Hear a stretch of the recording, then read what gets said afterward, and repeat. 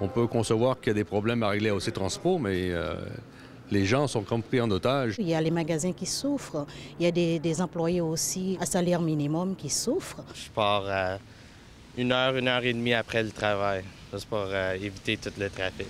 Je trouve ça vraiment dommage parce que ça n'encourage pas les gens à utiliser le transport en commun si on ne peut pas s'y fier.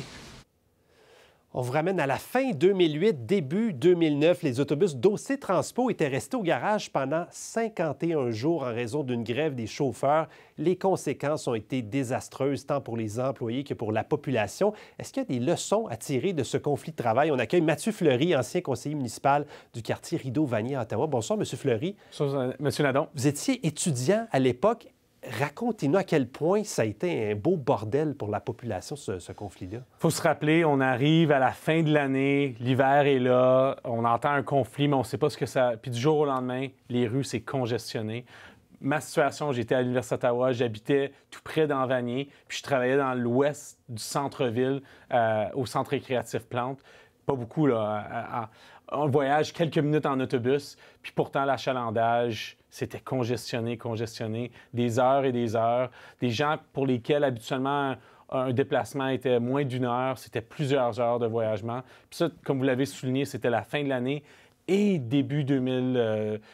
Ça avait eu un grand impact sur le quotidien, surtout pour cet achalandage-là du centre-ville. Ça avait tout congestionné. Parce que même si on a un mode alternatif, par exemple le taxi, maintenant Uber ou autre, ils peuvent pas bouger. Donc, c'est sûr que pour l'instant, le climat est peut-être derrière certaines habitudes qui peuvent, la marche, le vélo, certains accommodements, mais le covoiturage, même à ça, ce sera dans les mêmes circuits, dans les mêmes passages routiers. Ce sera vraiment difficile si jamais il y avait une grève. On l'a vécu.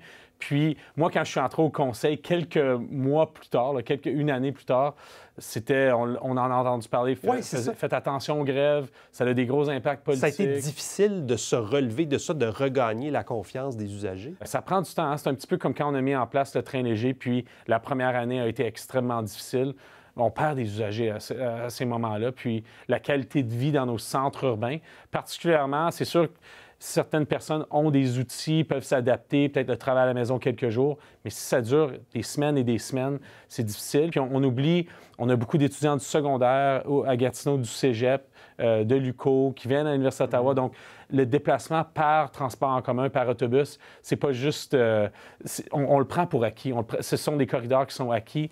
Le Rapibus enlève beaucoup, puis le corridor du Rapibus enlève beaucoup d'achalandage sur les rues. On reprend tout cet achalandage-là, on le remet sur les rues. Donc, si ça arrive lundi, je le souhaite à personne. Ouais. Ça va être un défi politique, ça va être un enjeu réel. Les gens qui ont l'habitude de pouvoir se déplacer dans un certain nombre de temps, ça pourrait tripler les déplacements, donc avoir un impact réel sur le quotidien de tous et chacun. Et là, on est à 2 semaines d'une élection municipale à Gatineau, course à la mairie. Quelles conséquences politiques ça peut avoir si jamais on se retrouve en grève?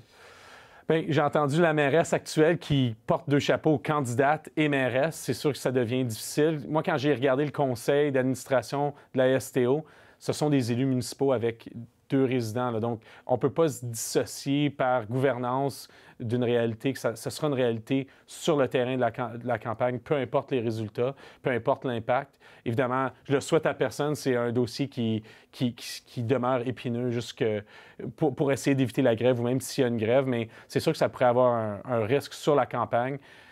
Les élus, les candidats sont aux portes. Là. Ça fait que si les gens, demain matin ou mardi matin, il y a un élu qui cogne à la porte puis ça leur a pris 3 heures de plus pour se rendre à la maison, qu'est-ce que vous pensez qu'ils vont dire aux portes? Là? Ça ne sera pas évident. Mathieu Fleury, merci beaucoup d'être venu nous voir. Merci.